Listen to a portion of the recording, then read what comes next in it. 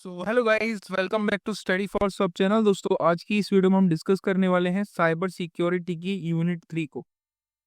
अगर आपने unit first फिर सेकेंड की वीडियोस को नहीं देखा है तो लिंक डिस्क्रिप्शन बॉक्स में आप वहां से जाके देख सकते हैं।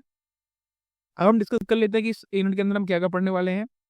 तो इस यूनिट के अंदर हम पढ़ेंगे प्रॉक्सी सर्वर्स क्या होते हैं, एनोनिमाइजर्स क्या होते हैं, फिशिंग क्या है, पासवर्ड क्रैकिंग क्या होती है, कीलॉगर और स्पाईवेयर्स क्या होते हैं, वायरस और वॉर्म्स के बारे में हम पढ़ेंगे, ट्रोजन हॉर्सेस, बैकडोर्स, स्टेगनोग्राफी क्या होता है, डॉस एंड डीडीओएस अटैक्स क्या होते हैं, एसक्यूएल इंजेक्शंस के बारे में पढ़ेंगे, बफर ओवरफ्लो और कैसे वायरलेस नेटवर्क्स पे अटैक किया जाता है, फिशिंग और आइडेंटिटी थेफ्ट कैसे की जाती है। ये सारी चीजें हम इसी वीडियो के अंदर पढ़ने वाले हैं। सो अभी आप लोगों से रिक्वेस्ट करूंगा कि अगर आपने चैनल को सब्सक्राइब नहीं किया है तो प्लीज सब्सक्राइब कर लें, क्योंकि सब्सक्राइबर्स बहुत जरूरी हैं। और आप आने वाला जो 25 से 30 मिनट है वो प्लीज हमको दीजिएगा, ताकि आपके सारे के सारे डाउट्स क्लियर हो जाएं। चलिए शुरू करते हैं। सबसे पहला क्वेश्चन है कि साइबर सिक्योरिटी कॉन्सेप्ट्स क्या होते हैं। तो जैसे जैसे साइबर थ्रेट्स इवॉल्व हो रहे हैं, ऑर्गेनाइजेशन और इंडिविजुअल्स प्रॉक्सी सर्वर्स और एनोनिमाइजर्स का यूज करते हैं प्राइवेसी को एनहेंस करने के लिए, सिक्योरिटी को एनहेंस करने के लिए और एक्सेस कंट्रोल को एनहेंस करने के लिए। तो जो ये हमारे पास प्रॉक्सी सर्वर्स और एनोनिमाइजर्स होते हैं, वो हेल्प करते हैं आइडेंटिटीज को हाइड करने में, रिस्ट्रिक्शंस को बाईपास करने में और ऑनलाइन एक्टिविटीज को सिक्योर करने में। ठीक है, अब समझ लेते हैं इंट्रोडक्शन साइबर सिक्योरिटी के कॉन्सेप्ट का। तो साइबर सिक्योरिटी का एम होता है डिजिटल सिस्टम्स को प्रोटेक्ट करना, नेटवर्क्स को प्रोटेक्ट करना और डेटा को प्रोटेक्ट करना from cyber threats. Cyber threats कौन कौन सी, जैसे कि हैकिंग, फिशिंग, मालवेयर और डेटा ब्रीचेस। की ऑब्जेक्टिव्स क्या हैं साइबर सिक्योरिटी के। तो साइबर सिक्योरिटी वर्क करता है CIA ट्राइड पे। ठीक है, यानी कि साइबर सिक्योरिटी का ऑब्जेक्टिव है कॉन्फिडेंशियलिटी मेंटेन करना, डेटा की इंटीग्रिटी को मेंटेन करना और डेटा की अवेलेबिलिटी को मेंटेन करना। कॉन्फिडेंशियलिटी मतलब कि उसको सिर्फ उसके ऑथराइज्ड यूजर ही एक्सेस कर पाए। इंटीग्रिटी मतलब कि उसके अंदर कोई भी मॉडिफिकेशन ना किया गया हो अनऑथराइज्ड यूजर से। अवेलेबिलिटी मतलब जब भी कोई लेजिटिमेट यूजर या कोई ऑथराइज्ड यूजर उसको एक्सेस करना चाह रहा है, तुरंत उसके पास वो अवेलेबल हो। तो ये की ऑब्जेक्टिव्स होते हैं साइबर सिक्योरिटी के। अब बात करें कॉमन साइबर थ्रेट्स की, तो कॉमन साइबर थ्रेट्स हैं फिशिंग और सोशल इंजीनियरिंग। फिशिंग और सोशल इंजीनियरिंग में क्या होता है कि यूजर को ट्रिक किया जाता है हैकर्स द्वारा कि वो अपनी जो सेंसिटिव इंफॉर्मेशन है उसको रिवील कर दे। दूसरा साइबर थ्रेट है मालवेयर अटैक्स। मालवेयर अटैक्स कैसे आते हैं, वायरस के फॉर्म में या रैंसमवेयर के फॉर्म में या स्पाईवेयर के फॉर्म में, और ये डिवाइस को इन्फेक्ट करते हैं। डिनाइल ऑफ सर्विस अटैक्स क्या होते हैं, इस समय जो हमारा हैकर होगा वो क्या करेगा, हमारे जो सर्वर्स होंगे उनके पास मल्टीपल रिक्वेस्ट भेजेगा, जिससे हमारा जो नेटवर्क है वो ओवरलोड हो जाएगा और सारी सर्विसेज बंद हो जाएंगी। Fourth common type of cyber threat है डेटा ब्रीचेस, यानी कि सेंसिटिव इंफॉर्मेशन का जब अनऑथराइज्ड एक्सेस कर लिया जाता है हैकर द्वारा तो उसे डेटा ब्रीच बोलते हैं। तो साइबर सिक्योरिटी टूल्स जैसे कि प्रॉक्सी सर्वर्स, एनोनिमाइजर्स, ये सब बहुत क्रूशियल रोल प्ले करते हैं इन सारे रिस्क को हटाने में या मिटिगेट करने में। आई होप इतना आप समझ गए होंगे। अब पढ़ते हैं प्रॉक्सी सर्वर्स क्या होते हैं। तो प्रॉक्सी सर्वर्स एक इंटरमीडिएट की तरह काम करते हैं, कि एक बिचौलिए की तरह काम करते हैं यूजर के बीच में और इंटरनेट के बीच में। ठीक है, ये क्या करते हैं, ये यूजर के जो IP एड्रेस होता है उसको हाइड कर देते हैं और सिक्योरिटी और परफॉर्मेंस जो है यूजर के डिवाइस की उसको इम्प्रूव कर देते हैं। तो प्रॉक्सी सर्वर्स क्या है, ये इंटरमीडियरी की तरह काम कर रहे हैं यूजर और इंटरनेट के बीच में। ये यूजर का क्या काम कर रहे हैं, उसके IP एड्रेस को हाइड कर रहे हैं और उसकी सिक्योरिटी और परफॉर्मेंस को इम्प्रूव करते हैं। फंक्शंस क्या है प्रॉक्सी सर्वर्स के, तो प्रॉक्सी सर्वर्स का फंक्शन है एनोनिमिटी को मेंटेन करना और प्राइवेसी को मेंटेन करना, यानी कि यूजर के रियल IP एड्रेस को हाइड कर देना वेबसाइट से। दूसरा फंक्शन है एक्सेस कंट्रोल और कंटेंट फिल्ट्रेशन का, यानी कि जो हमारे प्रॉक्सी सर्वर्स हैं वो ब्लॉक और अलाउ कर सकते हैं स्पेसिफिक वेबसाइट्स को, स्कूल में, ऑफिस में, एक्सेट्रा। यानी कि ये पूरे जो एक्सेस का जो पूरा कंट्रोल है उसको अपने पास रखते हैं। ठीक, तीसरा, ये परफॉर्मेंस को इम्प्रूव करते हैं, यानी कि caches frequently visited websites for faster loading, यानी कि ये फ्रीक्वेंटली विजिटेड वेबसाइट्स को कैश मेमोरी में रखते हैं फास्टर लोडिंग के लिए।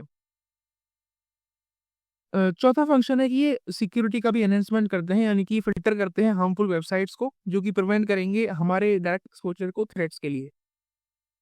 अब बात करते हैं टाइप्स ऑफ प्रॉक्सी सर्वर्स की। तो हमारे पास 4 टाइप्स के प्रॉक्सी सर्वर्स होते हैं: forward proxy, reverse proxy, transparent proxy and anonymous proxy. Forward proxy जो होता है वो यूज किया जाता है यूजर के द्वारा रिस्ट्रिक्टेड वेबसाइट्स को एक्सेस करने के लिए।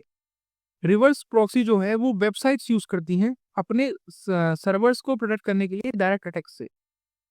फॉरवर्ड प्रॉक्सी मतलब यूजर यूज कर रहा है प्रॉक्सी को, रिवर्स प्रॉक्सी मतलब वेबसाइट खुद यूज कर रही है। तीसरा है ट्रांसपेरेंट प्रॉक्सी, जो कि मॉनिटर्स करता है और कंट्रोल करता है यूजर की एक्टिविटी को बिना उसकी रिक्वेस्ट को आल्टर किए हुए। ठीक। एनोनिमस प्रॉक्सी की बात करें तो ये यूजर की आईपी एड्रेस को हाइड कर देता है, लेकिन इसको हम फिर भी आइडेंटिफाई करते हैं प्रॉक्सी की तरह। ठीक है, तो ये टाइप्स ऑफ प्रॉक्सी सर्वर्स हैं। आई होप आपको पता चल गया होगा: forward proxy, reverse proxy, transparent proxy और एनोनिमस प्रॉक्सी। फॉरवर्ड प्रॉक्सी में क्या होता है कि यूजर जो है वही यूज कर रहा होता है इसको रिस्ट्रिक्टेड वेबसाइट्स को एक्सेस करने के लिए। रिवर्स प्रॉक्सी जो होता है वो वेबसाइट्स यूज करती हैं अपने सर्वर्स को डायरेक्ट इफेक्ट से प्रोटेक्ट करने के लिए। ट्रांसपेरेंट प्रॉक्सी में क्या होता है कि ट्रांसपेरेंट प्रॉक्सी जो होता है वो यूजर की एक्टिविटी को मॉनिटर करने के लिए काम आता है और कंट्रोल करने के लिए काम आता है। एनोनिमस प्रॉक्सी में यूजर के आईपी एड्रेस को हाइड किया जाता है। ठीक। अब टूल्स कौन कौन से यूज होते हैं प्रॉक्सी सर्वर्स के लिए? तो पहला टूल है स्क्विड प्रॉक्सी। ये एक ओपन सोर्स कैशिंग प्रॉक्सी है जो कि हमारे वेब ब्राउजिंग को स्पीड अप कर देता है। दूसरा टूल है सीसी प्रॉक्सी, जो कि सपोर्ट करता है एचटीटीपी को, एचटीटीपीएस को, एफटीपी को, एसओसीकेएस को इजी कॉन्फ़िगरेशन के लिए। एक है अपाची ट्रैफिक सर्वर। ये हाई परफॉर्मेंस प्रॉक्सी सर्वर होता है जो कि large scale web traffic management करता है। अगला है Nginx reverse proxy, WinGate, high proxy, Tor network. ये सारे टूल्स हैं जो कि प्रॉक्सी सर्वर्स के लिए यूज किए जाते हैं। ठीक है, आप कोई भी 3 यहाँ से एक बार पॉज करके पढ़ लीजिएगा, कोई इजीली समझ में आ जाएगा। आगे बढ़ते हैं। एडवांटेजेस क्या है प्रॉक्सी सर्वर्स के? तो ये प्राइवेसी और एनोनिमिटी मेंटेन करने के लिए काम आते हैं, यानी कि यूजर के आईपी एड्रेस को हाइड करने के लिए और वेबसाइट्स को प्रिवेंट करने के लिए कि वो उनको ट्रैक कर पाए। दूसरा, एक्सेस कंट्रोल और वेब फिल्टरिंग में काम आते हैं, क्योंकि ये ऑर्गेनाइजेशंस के मलिशियस ब्लॉक्स को या ब्लॉक कर देते हैं मलिशियस कंटेंट को या इनअप्रोप्रिएट कंटेंट को। ठीक है, ये इम्प्रूव करते हैं परफॉर्मेंस और स्पीड्स को, यानी कि कैशिंग फ्रीक्वेंटली विजिटिंग साइट्स जो है वो ब्रांडविड्थ को, यूसेज को रिड्यूस कर देता है। चौथा एडवांटेज है ये सिक्योरिटी में एनहेंसमेंट करते हैं, यानी कि ये बफर की तरह काम करते हैं यूजर और एक्सटर्नल थ्रेड्स के बीच में, और फिल्टर कर देते हैं मालिशियस वेबसाइट्स को। फोर्थ, ये बाईपासिंग जियो रेस्ट्रिक्शंस, यानी कि इनके थ्रू हम जियो लोकेशंस को भी या जियो रिस्ट्रिक्शंस को भी बाईपास कर सकते हैं। ठीक है, ये हमको हेल्प करते हैं कि हम ब्लॉक्ड कंटेंट को भी कुछ रेस्ट्रिक्टेड रीजन्स में एक्सेस कर पाएं। और ये इसका जो आखिरी एडवांटेज है वो है लोड बैलेंसिंग फॉर वेबसाइट्स, यानी कि ये हेल्प करते हैं कि जो वेब ट्रैफिक है उसको एफिशिएंटली डिस्ट्रीब्यूट कर पाएं, जिससे कि सर्वर के ऊपर ओवरलोड ना हो। ठीक। अब चैलेंजेस क्या है प्रॉक्सी सर्वर्स की? तो प्रॉक्सी सर्विस में लिमिटेड एन्क्रिप्शन होता है, क्योंकि बहुत सारी प्रॉक्सीज ऐसी हैं जो कि डेटा को एन्क्रिप्ट नहीं करती, जिससे कि वो लेस सिक्योर होती हैं वीपीएन से। ठीक है, वीपीएन से ज़्यादा सिक्योर माना जाता है। दूसरा, इनकी कनेक्शन स्पीड जो है वो स्लो होती है, क्योंकि ट्रैफिक राउटिंग जो है प्रॉक्सी के थ्रू वो ब्राउजिंग स्पीड को रिड्यूस कर देती है। तीसरा, प्रॉक्सी सर्वर्स के ऊपर ट्रस्ट इश्यूज बहुत ज़्यादा होते हैं, क्योंकि फ्री प्रॉक्सीज जो हैं वो लॉक करती हैं यूजर के डेटा को, जिससे कि प्राइवेसी कंसर्न्स बढ़ जाते हैं।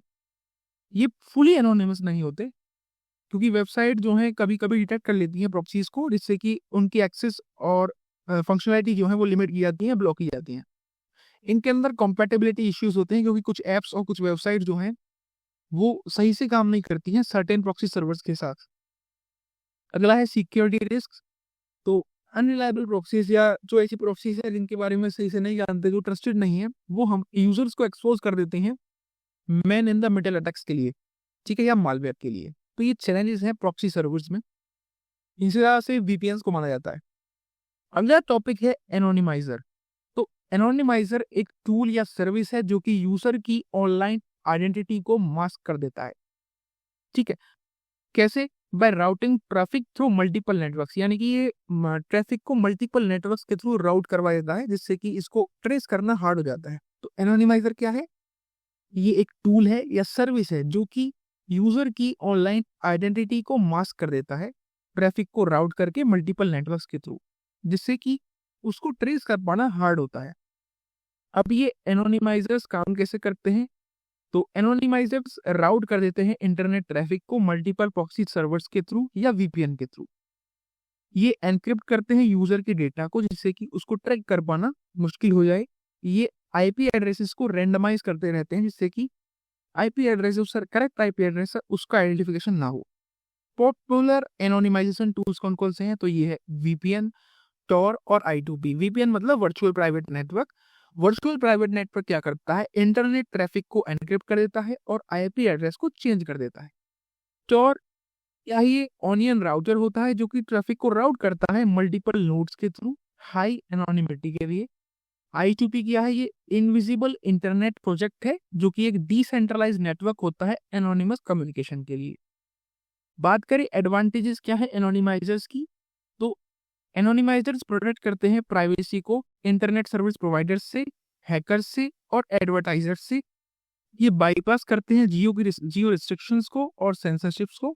ये रेड्यूस करते हैं ट्रैकिंग रिस्क्स को जब हम ऑनलाइन ब्राउज कर रहे हैं। अब रिस्क क्या है एनोनिमाइजर्स को यूज करने का? तो एनोनिमाइजर्स के थ्रू इलीगल एक्टिविटीज हो सकती हैं, क्योंकि कुछ यूजर्स ऐसे हैं जो कि एनोनिमाइजर्स का यूज करते हैं या मिसयूज करते हैं साइबर क्राइम्स के लिए। दूसरा है कि मल्टीपल रीराउटिंग जो होती है उससे स्लो स्पीड हो जाती है। तीसरा रिस्क है फेक वीपीएन और प्रॉक्सीज का। तो कुछ सर्विसेज जो हैं वो ऐसी हैं जो कि फेक वीपीएन की तरह चल रही हैं और वहां पे जो हमारा यूजर है वो अपना डेटा लॉगिन करता है इंस्टेड ऑफ प्रोटेक्टिंग प्राइवेसी। ठीक है, अब चैलेंजेस क्या है एनोनिमाइजर्स के? एनोनिमाइजर्स जैसे कि वीपीएन, टॉर या प्रॉक्सी सर्वर्स ये हेल्प करते हैं यूजर्स को कि वो एनोनिमस रहे ऑनलाइन। एनोनिमस मतलब उनके बारे में कुछ पता ना हो, लेकिन एनोनिमस होते हुए भी उनके साथ काफी सारे चैलेंजेस और रिस्क आते हैं। पहला चैलेंज है इंटरनेट स्पीड। तो क्योंकि जो ट्रैफिक होता है वो मल्टीपल सर्वर्स के थ्रू रीराउट किया जाता है, तो उससे जो लेटेंसी है वो इंक्रीज हो जाती है और इंटरनेट स्पीड स्लो हो जाती है। दूसरा है सिक्योरिटी और प्राइवेसी रिस्क। तो कुछ फ्री वीपीएन और कुछ प्रॉक्सीज जो होते हैं वो लॉक करते हैं यूजर के डेटा को, और फिर मलिशियस एनोनिमाइजर जो हैं वो इंजेक्ट कर देते हैं मालवेयर को या ट्रैक करते हैं यूजर्स को instead of protecting them. Third है ब्लॉक्ड एक्सेस। तो वेबसाइट्स, स्ट्रीमिंग प्लेटफॉर्म जैसे कि नेटफ्लिक्स या हुलू और कुछ बैंक्स भी डिटेक्ट करते हैं और ब्लॉक करते हैं एनोनिमाइजर यूसेज को सिक्योरिटी रीजंस के लिए। फोर्थ है लीगल और एथिकल कंसर्न्स। कुछ गवर्नमेंट ऐसी हैं जो कि बैन करती हैं वीपीएन को और टॉर को, और क्रिमिनल्स मिसयूज करते हैं एनोनिमाइजर्स को इलीगल एक्टिविटीज के लिए, जैसे कि hacking, dark web transaction etcetera. तो ये कुछ लीगल और एथिकल कंसर्न्स हैं। फिफ्थ है लैक ऑफ फुल एनोनिमिटी। तो वीक एनक्रिप्शन होता है कुछ एनोनिमाइजर्स में। डीएनएस लीक्स भी हो जाते हैं। अनट्रस्टवर्दी सर्विसेज जो हैं वो एक्सपोज कर देती है यूजर की आइडेंटिटीज। फॉर एग्जांपल वीपीएन जिसके अंदर कोई भी स्ट्रिक्ट नो लॉग पॉलिसी नहीं है वो हमारे ब्राउजिंग डेटा को स्टोर कर लेता है। सिक्स्थ है ट्रस्ट इश्यूज सर्विस प्रोवाइडर्स के साथ। तो कुछ ऐसे फ्री एनोनिमाइजर्स हैं जो कि यूजर के डेटा को सेल करते हैं एडवर्टाइजर्स को और शेयर करते हैं अथॉरिटीज के साथ, जिससे कि प्राइवेसी जो है वो अनरिलायबल रह जाती है। ठीक है, तो इतना आप समझ ही होंगे एनोनिमाइजर्स के लिए। तो आपके दो टॉपिक कवर करवा दिए अब तक। अगला टॉपिक है फिशिंग। क्वेश्चन या टॉपिक्स में इस तरीके से करवाऊंगा कि आपको कोई भी क्वेश्चन आ जाए एग्जाम में, आप उसको इजीली आंसर कर सकते हो। ठीक है, अगला टॉपिक है फिशिंग, जो कि एक बहुत बड़ा साइबर थ्रेट है। तो फिशिंग क्या है? एक सोशल इंजीनियरिंग अटैक होता है जहाँ पे साइबर क्रिमिनल क्या करता है, यूजर को ट्रिक करता है उसकी सेंसिटिव इंफॉर्मेशन को निकालने के लिए। क्या करता है, आपको एक लेजिटिमेट एसएमएस भेजेगा जिसमें लगेगा कि एसएमएस किसी रियल यूजर से आया है या बैंक से आया है, तो आप वहां पे अपनी डिटेल्स को फिल कर देते हो।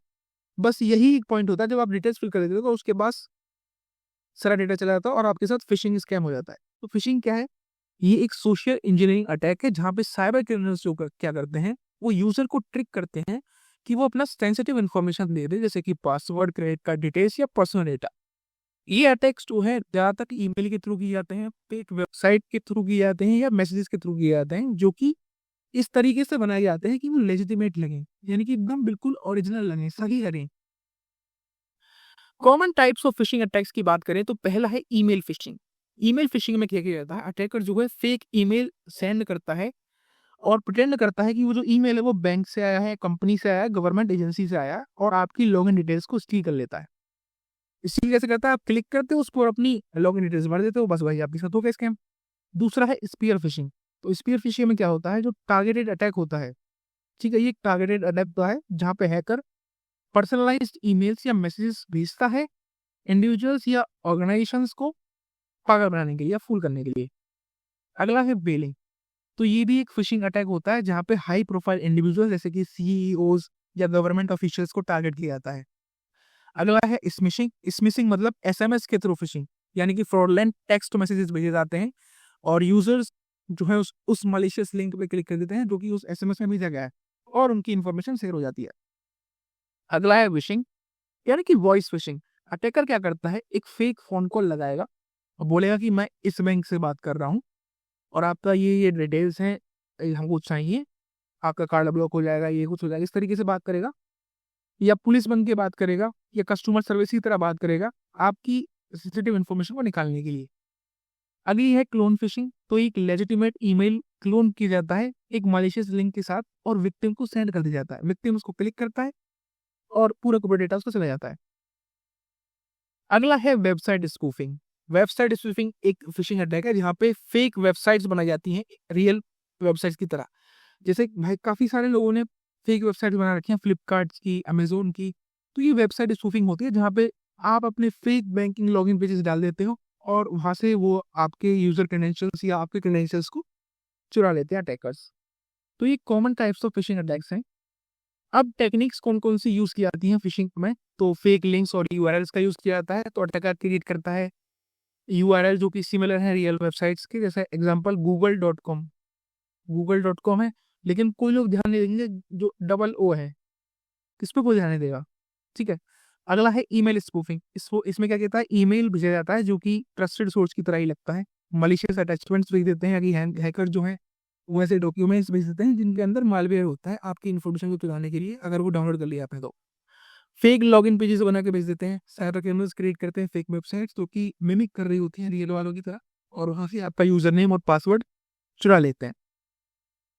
अर्जेंसी और फियर टैक्टिक्स बताते हैं, यानी कि मैसेज करते हैं कि आपका अकाउंट रिस्क में है, क्लिक नाउ, और इससे यूजर एक्ट करता है क्विकली और वहीं उसके साथ खेला हो जाता है भाई। अगला है पॉपअप स्कैम्स, यानी कि फेक सिक्योरिटी वार्निंग्स। आप कुछ देखा है ना, आप कुछ वेबसाइट्स पे आप जाते हो तो वहाँ पे फेक सिक्योरिटी वार्निंग्स आती रहती हैं, प्रॉम्प्ट रहती रहती हैं कि आप ये वाला मालवेयर इंस्टॉल, आप ये वाला ऐप इंस्टॉल कर लो, एंटीवायरस सॉफ्टवेयर है ये कर देगा, वो कर देगा, आपके फोन में वायरस है। इस तरीके से आपको डराएंगे, धमकाएंगे पॉपअप में, क्लिक करते हो और फंस जाते हो। अब आप कैसे प्रोटेक्ट कर सकते हो अपने आप को फिशिंग से? तो हमेशा ईमेल को वेरीफाई करें और लिंक्स को वेरीफाई करें। हमेशा चेक करें कि जो सेंडर ने जो ईमेल भेजा है वो सही जगह से आया है नहीं आया है, और ओवर लिंक्स को ओवर करें before clicking. Multi factor authentication का यूज करें। अगर आपका पासवर्ड स्टोलन भी हो जाए तो मल्टी फैक्टर ऑथेंटिकेशन क्या करता है? अनऑथराइज्ड लॉगिन्स को प्रिवेंट करता है। कभी भी सस्पिशियस लिंक पे क्लिक ना करें। सिक्योरिटी सॉफ्टवेयर इंस्टॉल करके रखें अपने सिस्टम के अंदर। एजुकेट करें और ट्रेन करें एम्प्लॉयज़ को कि उनके उनके अंदर नॉलेज हो कि कैसे इनसे बचा जा सकता है।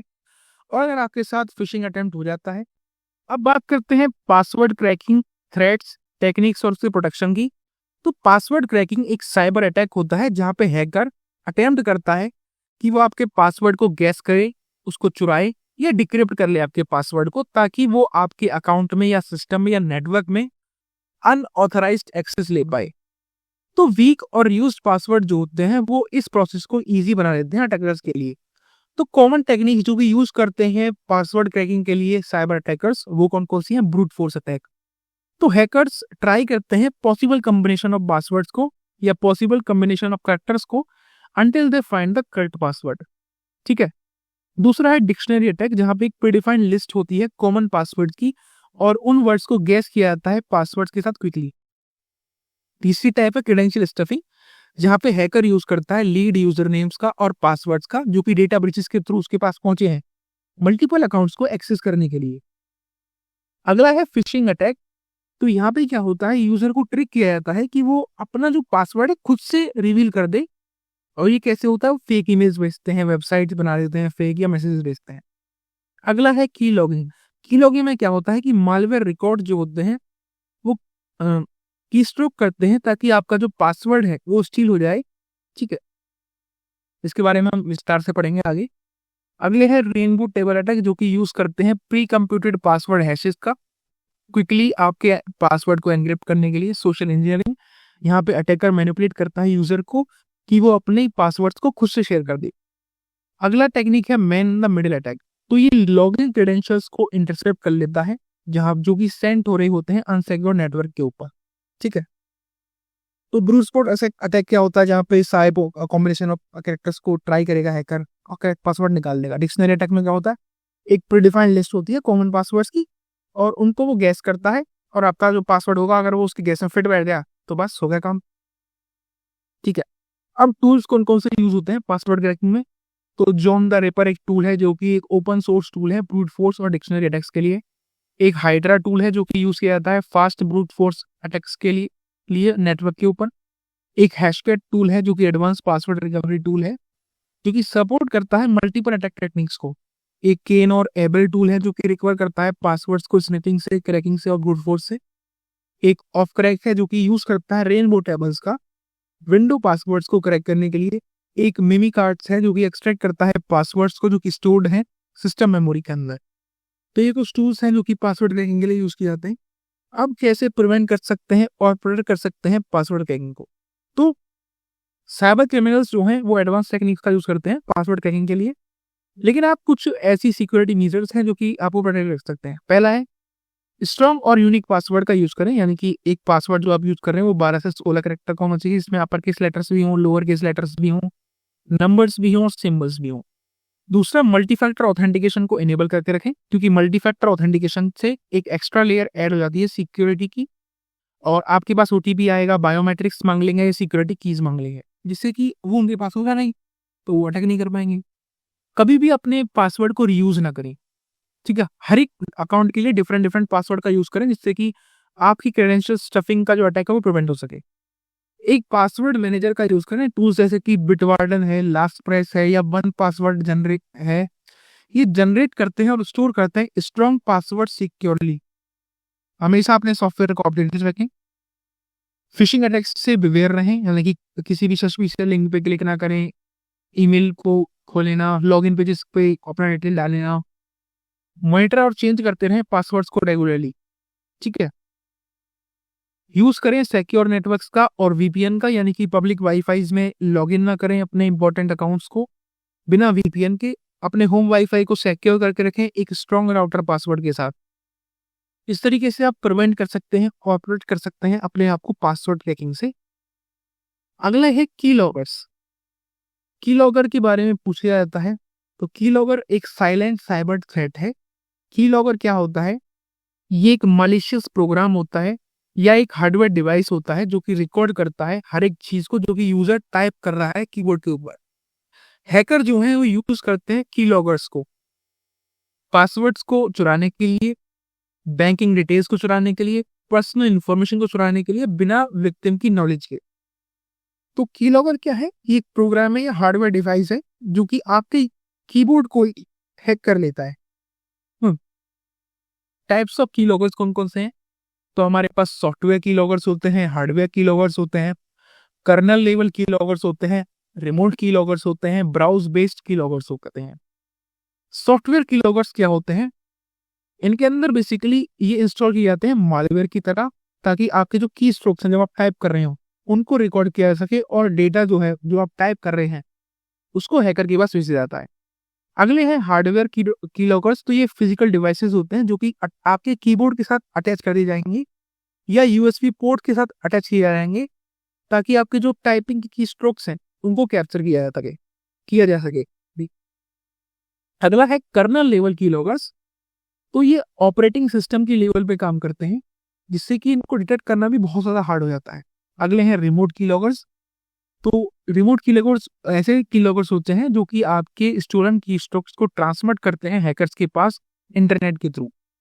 अगले हैं ब्राउजर बेस्ड की लॉगर्स। तो ये ब्राउजर बेस्ड की लॉगर्स जो हैं वो मलिशियस स्क्रिप्ट्स को इंजेक्ट करते हैं आपके वेब ब्राउजर्स में, ताकि आपकी जो टाइप्ड इंफॉर्मेशन है उसको रिकॉर्ड कर पाए।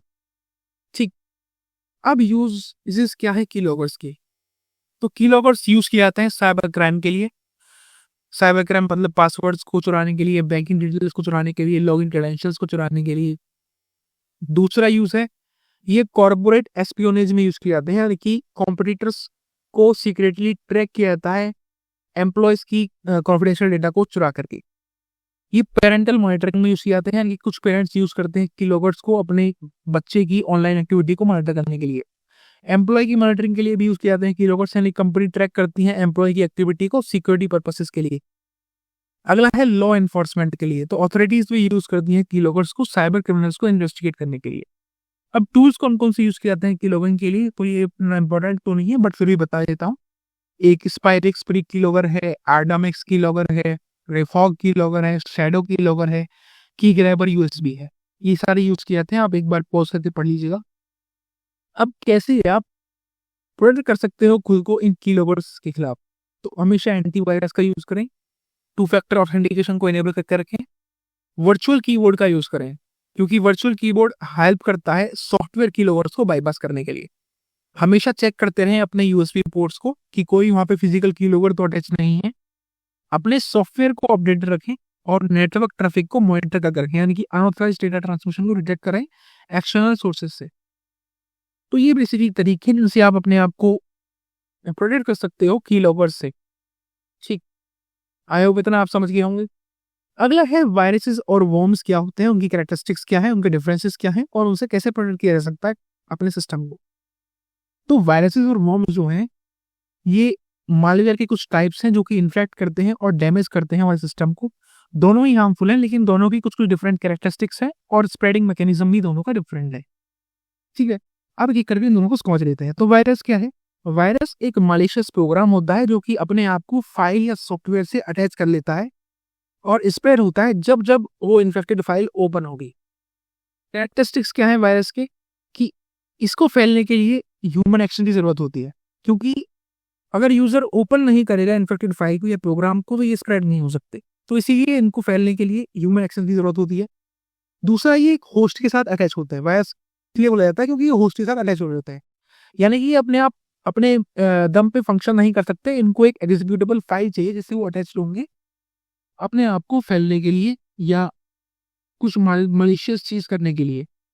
ये स्लोली स्प्रेड होते हैं, यानी कि ये मूव करते हैं जब जब इन्फेक्टेड फाइल को शेयर किया जाता है। ये डोरमेंट हो सकते हैं क्योंकि सम वायरस जो हैं वो हिडन रह सकते हैं अनटिल ट्रिगर्ड। ठीक है, ये अपने आप को मॉडिफाई भी कर सकते हैं और डेटा को डिलीट भी कर सकते हैं, यानी ये फाइल्स को करप्ट भी कर सकते हैं, सिस्टम को स्लो डाउन कर सकते हैं और इन्फॉर्मेशन को स्टील भी कर सकते हैं। इसका एग्जाम्पल क्या है, एक आई लव यू वायरस आया था 2000 में जो कि स्प्रेड हुआ था ईमेल अटैचमेंट्स के साथ ओवरराइट, और इसने फाइल्स को ओवरराइट किया था जिसकी वजह से मेजर डेटा लॉस हो गया था। ठीक है, इसके बारे में आप विस्तार से पढ़ सकते हैं इंटरनेट पे जाकर के, अगर आपको थोड़ा बहुत नॉलेज है रिसर्च में या आपको डीप में कोई चीज समझना होता है तो। अब बात करते हैं वॉर्म्स की।